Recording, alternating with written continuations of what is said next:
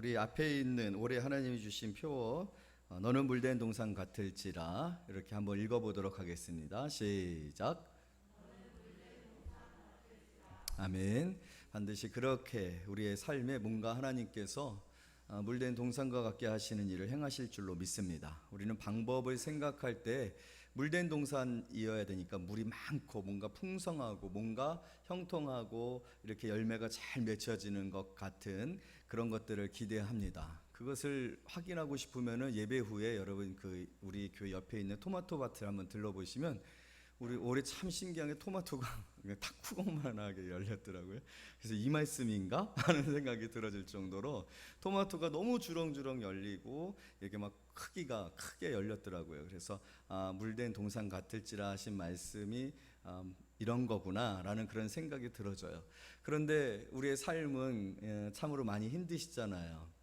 많이 불편하고 또 자꾸만 이렇게 마음이 많이 이렇게 무기력해지고 이렇게 기력이 없어지는 그런 뭔가 재미없고 열정이 이렇게 살아나지 못하는 그런 상황 가운데 우리가 살아가고 있는 그런 현실은 올해의 말씀과는 조금 다른 것 같이 느껴져요. 하지만 하나님은 참 신비하게 하나님의 말씀을 이루어 가십니다. 우리가 알지 못할더라도 이 시기에 분명 우리에게 하나님께서 주시는 은혜가 크고 그 은혜가 오늘 하나님이 약속하신 그 말씀 안에서 이루셨구나라고 깨닫게 하시는 그런 증거들을 반드시 보여줄 줄로 믿습니다. 도비아의 방이라는 말씀의 제목으로 함께 은혜 받기를 원합니다. 저는 여러분들 정말 대단하다라고 생각합니다. 저 자신도 이 시대에, 이 코로나 시대에 목회를 하고 있다라는 것, 많은 고민과 기도를 하고 있고 또 많은 하나님께 구하여 이 시기에 우리가 어떻게 행할 것인지를 고민하고 있는 그런 목회를 하고 있고요. 또 성도들을 볼 때마다 마음이 참 짠합니다. 우리가 이렇게까지 마스크를 쓰면서 요즘 너무 마스크가 덥잖아요. 더우시니까 이제 다 이렇게 턱으로 내려가지고 쓰고 다니신대요. 그래서 마스크가 턱스크가 됐다고 그런 얘기를 할 정도로 그만큼 더운 거죠. 여름이 되니까 마스크 쓰기가 더 힘든데 지금도 여러분들이 그렇게 마스크를 쓰고서 예배를 드리고 있는 이 상황이 얼마나 힘든 상황이 아닌가 이렇게 생각이 되어집니다. 기독교가 시작되어지고 많은 핍박이 있었어요. 많은 핍박이 있고 기독교 역사 속에서 많은 신앙의 어려움이 있었지만 사실 물리적으로 힘들고 핍박을 당하고 그것이 물리적으로 어떤 육체에 가함이 되고 재산이나 우리의 삶에 많은 어려움이 있었던 시기들이 많았어요. 그런 시기에도 기독교는 그 가운데서도 승리하고 그 가운데서도 그 시기를 극복하고 또 신앙의 유산을 후배들에게 물려주고 그 핍박과 환난 속에서 물려받은 신앙은 그 다음 시대에 큰 영적인 부흥에 불씨가 되어져서 또 부흥이 오고 내려진 그런 일들이 있었습니다.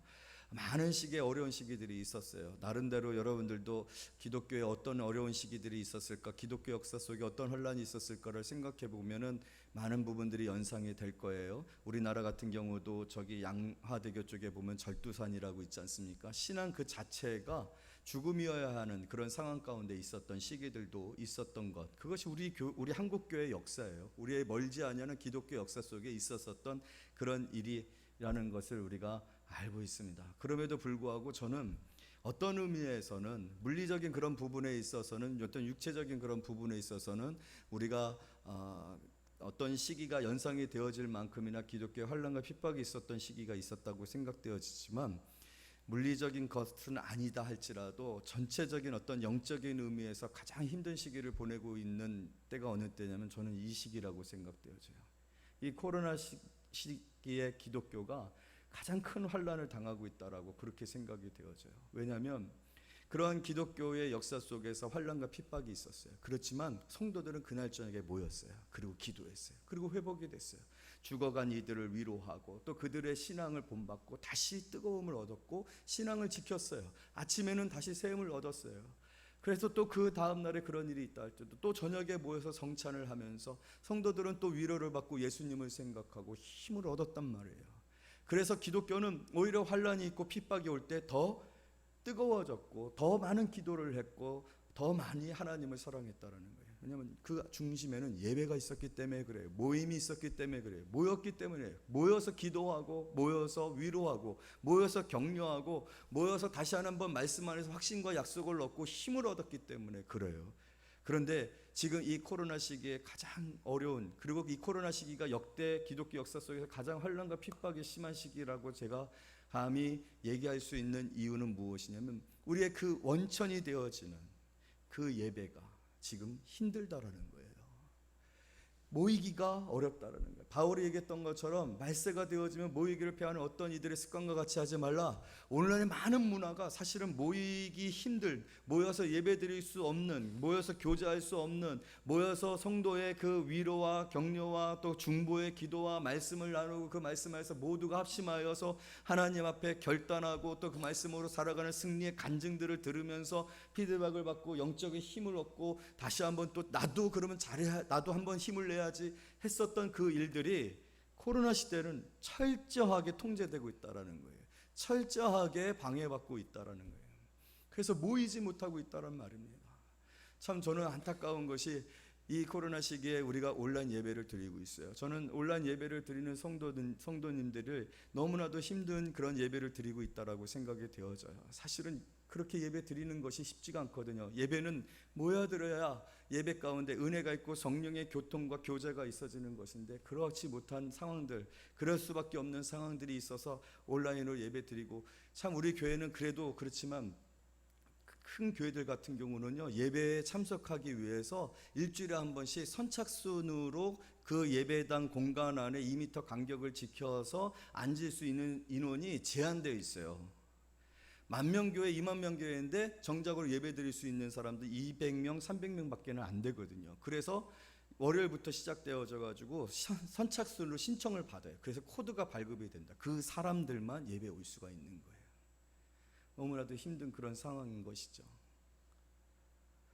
어떤 교회 미래 그 연구소에서 나온 결과에 보게 되어지면요, 이 코로나가 끝나고 나서 이 코로나 이 시대 이후에 온라인으로 예배를 드렸던 성도님들 가운데에서 교회로 돌아오겠느냐 오지 않겠느냐는 질문을 드렸을 때 30%만이 돌아오겠다라고 얘기했대요.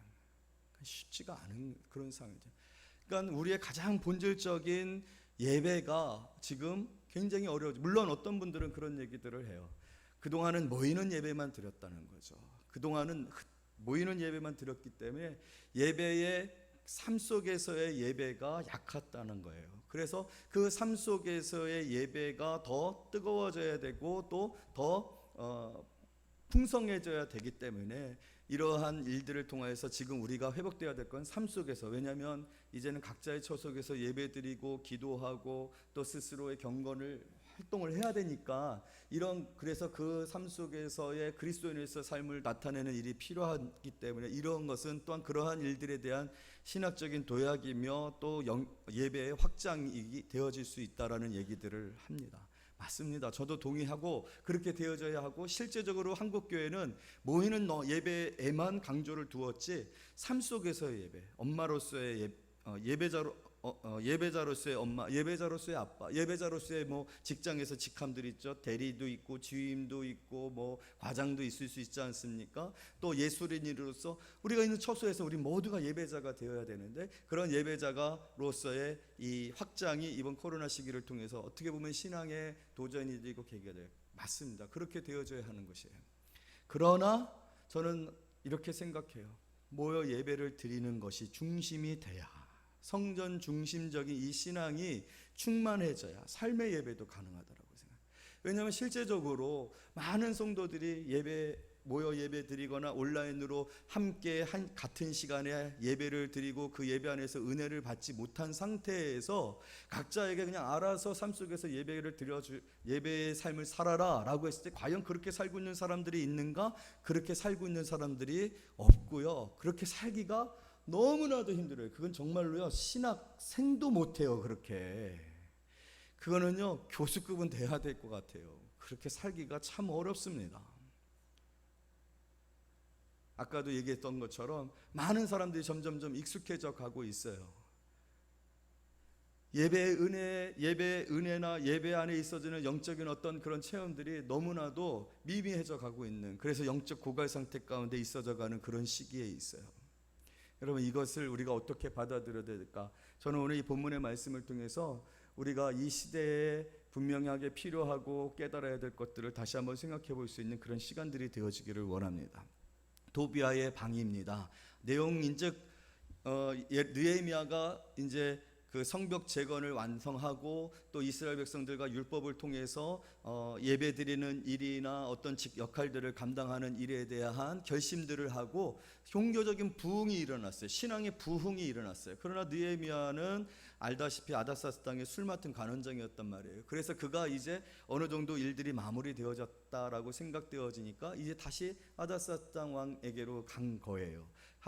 갔다가 다시 말미를 얻어서 돌아오게 되어졌는데, 그 중간에 어떤 일이 벌어지냐면 엘리야십이라고 제사장인데, 이 제사장이 성전의 곡간을 맡고 있는 사람들, 성전에 드리는 제물과 또 포도주와 기름을 두는 곳, 그래서 여기에서 다 이 제사장이나 레인들에게 필요한 어떤 그 생활에 필요한 것들을 공급하는, 그리고 성전에 필요한 것들을 공급하는 모든 것들을 모아두는 곡간이 있는데, 이 곡간에 도비아라는 아람 사람을 들여와서 그가 그곳에서 사무실을 차리고 그곳에서 모든 일들을 할 수 있도록 해놓은 일이 발각이 되어진 거예요. 느헤미야가 왔을 때 그것을 보고서 너무나도 화가 난 거예요. 우리 한번 이 말씀을 읽어보도록 하겠습니다.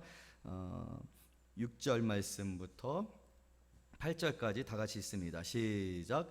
그때는 내가 예루살렘에 있지 아니하였느니라. 바벨론 왕 아다사스다 32년에 내게 왕에게 나아갔다가 며칠 후에 왕에게 말미를 청하고 예루살렘에 이르러서 엘리야십이 도비아를 위하여 하나님의 전뜰의 방을 만든 악한 일을 안지라.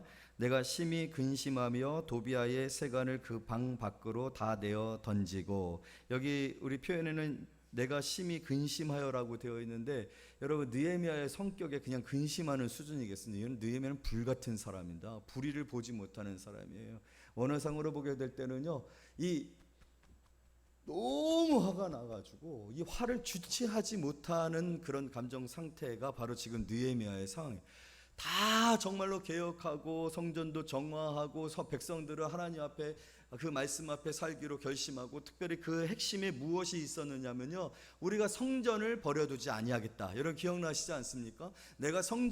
우리가 다시는 성전을 버려두지 않겠습니다 라고 하면서 그들이 그때 약속했었던 것, 작정했었던 것이 무엇이냐면, 이 하나님 앞에 드리는 제물과 11조를 온전하게 드릴 뿐만 아니라 그것을 통해서 일하는 제사장과 레위인들을 잘 우리가 섬겨서 예배와 성전의 기능들이 온전하게 이루어질 수 있도록 우리가 하겠습니다. 다시는 성전을 우리가 등한시하지 않겠습니다 라고 했었던 거거든요. 그런데 바로 그 약속이 지금 무효화가 된 거예요.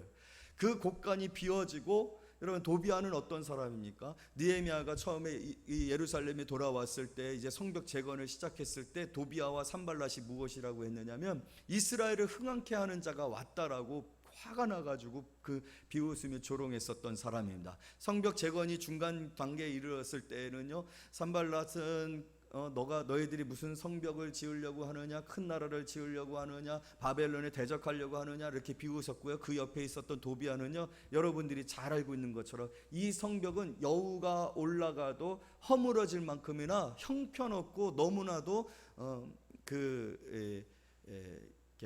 문제가 있는 성벽이다 라고 했었던 사람이 누구라고요? 도비아예요.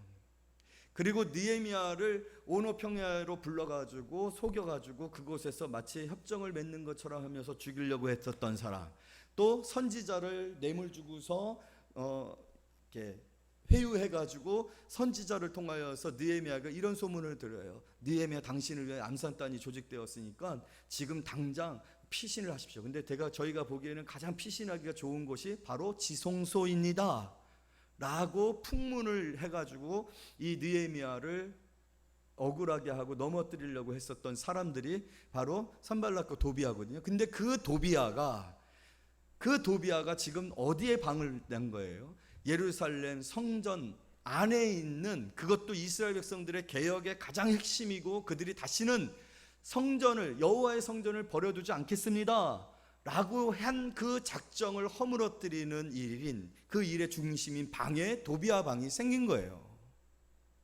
얼마나 느헤미야가 화가 났겠습니까? 그래서 느헤미야가 그 모든 세관들을 다 끄집어내고 다 부숴내고 도비아를 쫓아내고 다시 성전을 회복시키는 일이에요. 여러분, 이 도비아는 처음부터 끝까지 느헤미야상에서 봤을 때 계속해서 하나님의 일과 하나님의 성전에 관한 일과 그 일의 중심에 있는 느헤미야를 대적했던 사람. 우리 이것을 영적으로 해석해야 된다라고 했지 않습니까? 이것을 누가 대적하는 일을 하고 있는 거예요? 사단이 하고 있는 일이거든요. 그래서 도비아와 산발론은 바로 그러한 영적인 존재들이고 영적인 어떤 활동들을 우리에게 구체적으로 보여주기 위해 이런 사람들이 등장하고 있다라는 식의 그런 얘기들을 여러분들에게 했었던 것을 기억할 것입니다. 그 도비아가 이제 방을 차린 거예요. 그리고 그 성전 안에서 도비아가 무슨 일을 했겠습니까?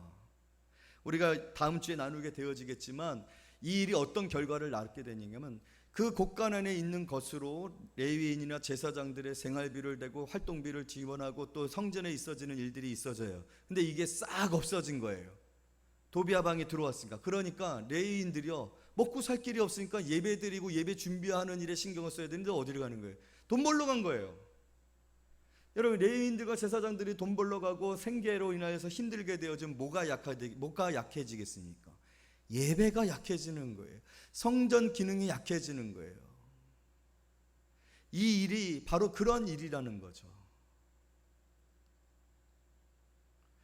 그런데 저는 아까 우리가 전반부에 얘기했었던 거와 말씀 더불어서 같이 한번 생각해 보기를 원하는 것은, 왜 도비아가 방을 성전에다가 만들었을까?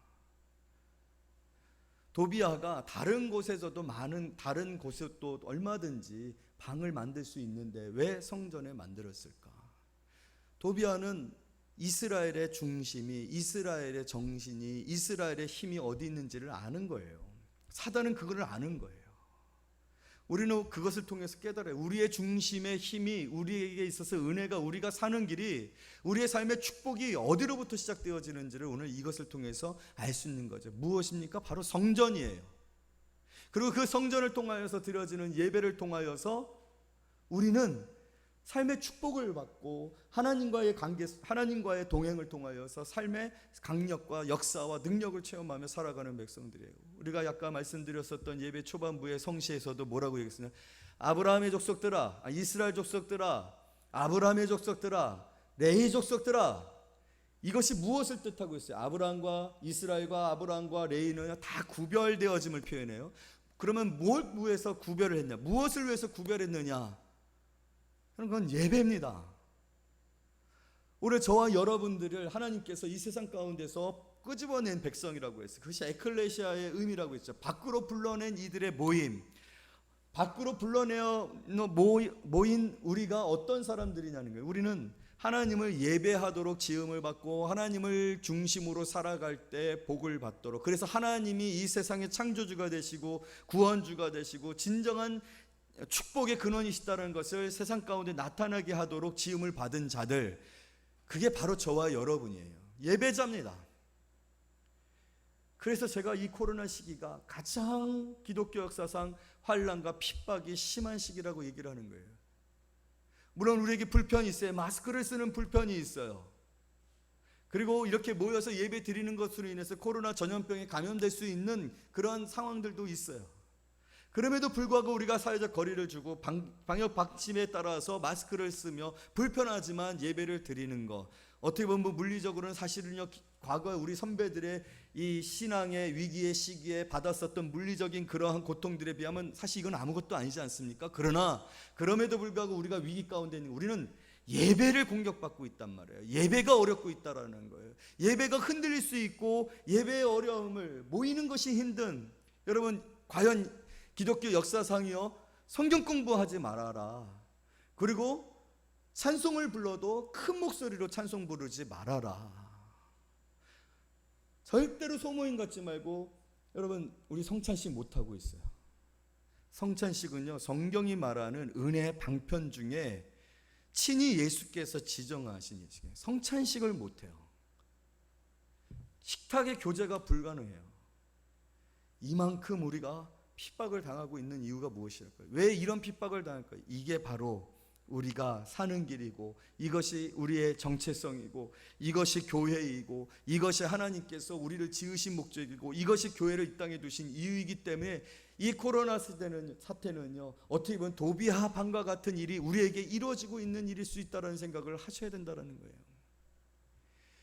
더불어서 교회 안에 바로 이런 도비아의 방과 같은 일들이 생겨질 수 있다는 거예요. 교회에 세속화죠. 교회에 세속화예요. 여러분, 기독교 역사상 그 고난과 핍박 가운데서 성도들은요, 예배 처소에 환경에 예배를 잘 드릴 수 있느냐 그럴 수 없느냐, 그것은 중요하지 아니하였어요.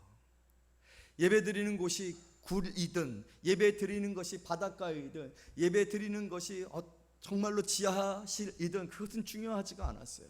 그러나 오늘날 많은 성도들이 예배에 더 화려한 환경들과 또 조명들과 또 시스템들과 교회의 그러한 것들에 대한 요구들이 많아지고 있어요. 그러나 본질이 흔들리면 안 되는 거거든요. 그런데 오히려 그 본질이 바뀌어지고 더 다른 것들이 더 중요한 교회의 요소들이 되어지고 있는 것은 자꾸만 교회 안에 무슨 방이 생겨지고 있는 거예요? 도비아의 방이 생겨지고 있는 겁니다. 도비아의 방이 생겨지고. 교회는 죄 가운데서 영혼을 구원하는 예수 그리스도의 머리 되심과 그의 몸 된 것으로 세워진 것입니다. 교회는요, 죄인들이 오는 곳이에요. 그러나 교회에 더 이상 죄인들이 오지를 못합니다. 고아와 가부들이 오지를 못합니다. 이제 교회는요, 어느 정도 사회적으로 굉장히 인정받고 높은 수준에 이르는 사람들의 모임이 되어 있는 것처럼 보여져요. 가난한 사람들이 오기 힘들어요. 가난한 사람들이 장로가 되어줄 수가 없어요. 학벌없고 또 어떻게 보면은 변화되어져 있고 세련되어져야 하는데, 그래서 제가 늘 항상 그런 얘기를 하는 거예요. 술 먹고 담배 피는 그런 문제가 교회를 오지 못하는 문제하고는 아무런 상관이 없다. 교회가 그런 수준의 공동체, 그렇지 않다라는 거예요. 아무리 악한 죄인이라 할지라도, 또 아무리 힘들고 방탕한 그런 삶을 살았다 할지라도, 여러분, 주님 안에 품에 안겨 위로를 받고 회복되고 새로워질 수 있는 것이 바로 교회 되는데, 교회가 수준이 있어졌어요. 이 엘리야십이 왜 도비아의 방을 만들어줬다라고 생각합니까? 도비아는 그 당시 이스라엘 주변 지역을 담당하고 있었던 높은 관직에 있었던 사람이에요.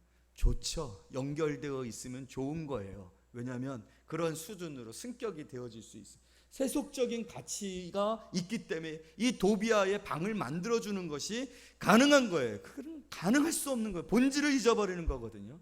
그런데 그러한 일들이 지금 생겨지고 있다라면, 그것은 오늘 주님께서 격려하실, 성령께서 격려하실 그런 일이 아닐 수가 없다는 거죠.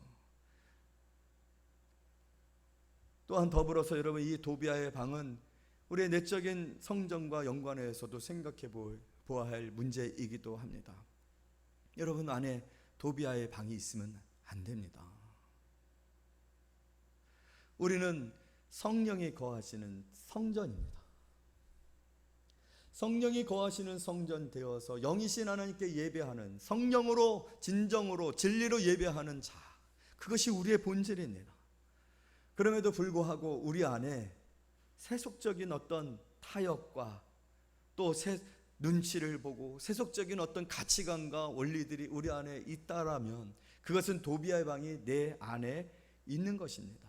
여러분, 에스겔서에 보게 되면은 하나님께서 에스겔을 성전으로 이끌어가요. 그런데 성전에 보게 되니까 어느 방인데 구멍이 뚫려 있어요. 그런데 그 구멍을 통해서 이 성전 벽을 허물라 그래요. 그랬을 때 엘리야가 그 벽을 딱 허무니까요, 거기에 어떤 일이 벌어지고 있느냐면은 70명의 장로들이 향단을 들고서 분향을 하고 있는데, 그 벽에 그려져 있는 그림들이 다 우상들이었어요. 그러면서 그들이 하는 일이 뭐냐면, 우리가 하는 일은 이 비밀방에서 이루어지기 때문에 하나님은 알지 못합니다 라고 얘기하는 거예요. 그런 지금 하나님이 보여주고 있잖아요. 여러분, 우리의 마음 못 보면 제가 여러분들의 마음을 어찌 알겠어요? 그러나 하나님은 보신다라는 거예요. 우리 안에 얼마나 가증한 것들, 더러운 것들, 악한 생각들, 부정적인 생각들, 분명히 바울은 그렇게 얘기하고 있어요. 어떻게 그리스도와 벨리알이 함께 할 수 있고 빛과 어둠이 함께 할 수 있는가? 어떻게 우리 안에 하나님이 기뻐하시지 아니하는 것들이 가득 찰 수 있는가? 여러분, 그것에 대한 여러분 안에 영적인 분노가 있어야 돼요. 우리는 연약하기 때문에 우리의 마음은 쉬히 보고 듣고 또 느끼는 것들로 말미암아 채워질 수 있어요. 기분이 나쁠 수도 있고 또 포기하고 싶을 수도 있고 시험 드는 일일 수도 있고 미운 마음이 들고 질투하는 마음이 들고 욕심이 생겨질 수도 있어요. 그러나 여러분, 그것을 빨리 분별해내서 어떻게 해야 됩니까? 그것을 기도를 통하여서 씻어내야 돼요. 다 세간을 밖으로 던져냈다라고 하지 않습니까? 그러한 일들이 오늘 이 예배 가운데 나타나기를 원합니다. 그리고 그러한 것들이 내 안에 생겨지는 것들을 도비아의 방이 생긴다라고 생각하셔야 돼요. 도비아가 왜 다른 곳에 방을 만들지 않냐고 성전에다가 방을 만들었느냐는 거예요. 왜 우리 안에 자꾸만 그러한 일들이 생겨요? 사단은 그러한 우리의 연약함을 알고 끊임없이 공격을 하는 거예요. 시험에 들게 하는 거죠. 그런 것들이 들었을 때 여러분, 그것을 내 마음이라고 생각하면 안 됩니다. 그것은 나를 넘어뜨리게 하고 관계를 잃게 하고 내 중심에 하나님을 사랑하고 예배하고자 하는 그 마음을 흐트러뜨리게 하는, 약화시켜서 결국 하나님의 축복을 받고 내가 살아갈 그 이유를 잃게 하는 그런 사단의 공격이다, 사단이 주는 마음이다 라고 생각하게 되어지면 정신이 버쩍 들죠. 왜? 사단이 지금 내 안에 들어와 있을 수도 있고 지금 내 곁에 계실 수도 있고 내가 사단의 목표가 되어질 수도 있으니까. 여러분, 그러면 기분 좋아요, 안 좋아요? 야, 그런 일이 내게 일어난다면요, 미치고 활짝 뛰어야 돼요. 나를 그렇게 우습게 보고 내가 그렇게 그렇게 약한가? 정신 번쩍 들어서 여러분, 그 영적인 분노가 있어서 그것들을 제거하고 무시하고 쫓아내는 그런 일들이 저와 여러분들 가운데 있어야 된다는 거예요. 오늘 이 도비아의 방에 대한 말씀을 나누면서, 그러나 이러한 일들이 근본적으로 일어났던 이유가 어디에 있습니까? 자, 요 말씀 읽어봅니다. 6절 다 같이 있습니다. 시작.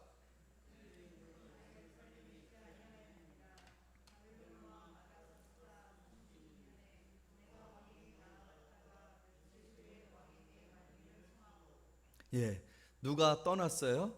느헤미야가 떠났기 때문에 그래요. 느헤미야 있었으면 이런 일 벌어집니까? 안 벌어집니까? 이런 일 절대로 안 벌어지죠.